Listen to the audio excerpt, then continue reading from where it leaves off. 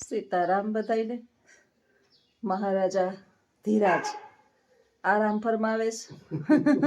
જસનાબેન કામ કરીને નવરા થઈ ગયા શાળાએ જવા માટે, ફ્રેશ થઈ ગયા અને સાહેબને આરામ છે. એને એનું કામ પતાવી લઈએ. એને એક પાણી છાંટવાનું હોય બારોબાર. એ કામ થઈ ગયું, એને કરી લીધું. કામ તો કરવા લાગે. બે કામ થોડું થોડું કરીએ ને તો કામ વહેલું પતે, એટલે એક માણસ ઉપર બર્ડન ન આવે.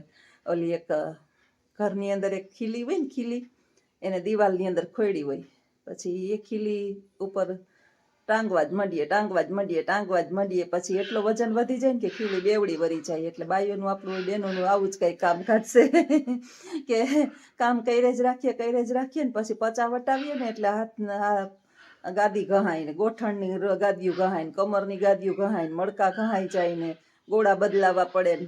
એટલે કામ કરીએ ને વાંધો નહીં, પણ કામની માત્રા વધી જાય ને એટલું કામ નહીં કરવાનું. મર્યાદામાં થાકી જાય ને એટલે બેસી જવાનું. કામ નહીં જ નાનકડું છે. ઉઠો એટલે તમારે પેલા કામ ઉઠી જાય.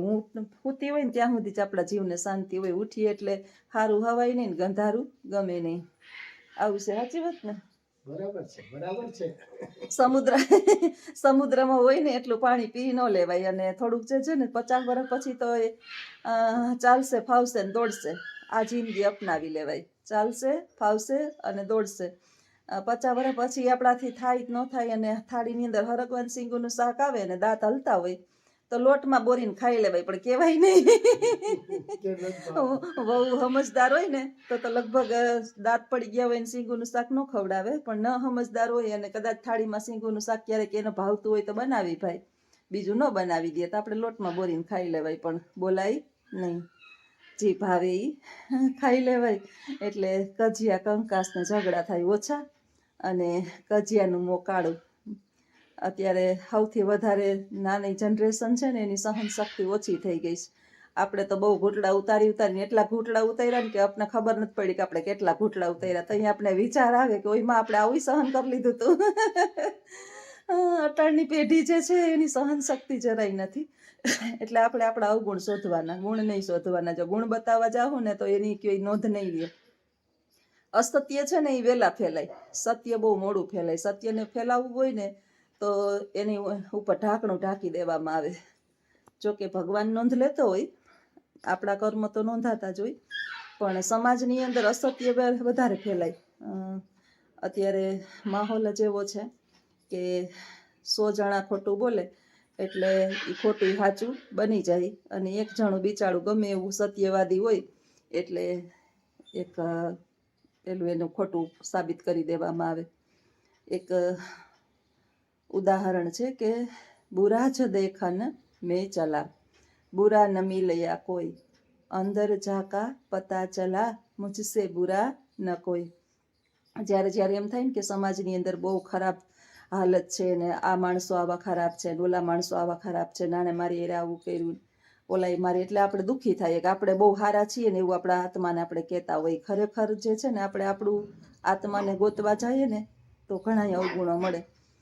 બુરા જો દેખન મેં ચલા, સમાજની અંદર માણસ ખરાબ કોણ કોણ છે ને ગોતવા નીકળો. કબીરના દુહા સાંભળીએ ને એટલે આપણે ઘૂંટડા ઉતરી જાય. રહીમના દુહા, તુલસીદાસના, કબીરના, આ જીવનમાં જીવા જેવા છે. આ હિન્દી સાહિત્યના કવિઓ જે છે ને બહુ આપણને સમજાવી ગયા છે કે આ સમાજની અંદર છે હું બુરા માણસ, ખરાબ માણસને ગોતવા ગયો. તમે ગોતા કોઈ દી ખરાબ? અમારે કોઈ ખરાબ જ નહીં. આ માણસ એવું છે.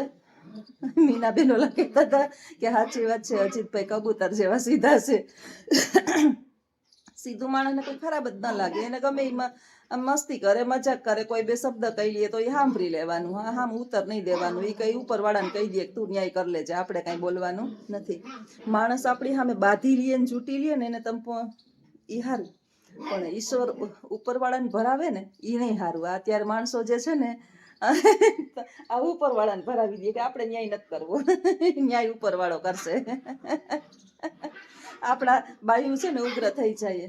એટલે કંઈક હું હવે સમજી ગઈ, કારણ કે ઘણા વર્ષ ભેગા કાઢ્યા એટલે હવે તો એટલું તો ગુરુ જ્ઞાન આવી ગયું કે કોઈને કાંઈ કહેવાનું નહીં. હવનો હિસાબ હવ ભોગવતા જ હોય. આ પૃથ્વી ઉપર જેણે જે કર્મ કર્યા ને, એક ઘઉં હોય ને, ઘઉં એના 2 ફાડ હોય. એ ફાડ જો બાજરો ગોળ છે, જુવાર ગોળ છે, બધા ધાન્ય જ છે, પણ ઘઉં જ ના કેમ બે ફાડા છે. એ બે ફાડા ઉપર ભગવાન આપણને કહેવા માગે છે કે બે ફાડામાં અડધો હક તમારો છે ને અડધો જે છે ને એ તમારે બીજાને દેવાનો છે, પણ આપણે દેતા નથી ને પછી દવાખાનામાં જઈએ છે. ઘઉંના બે ફાડા છે.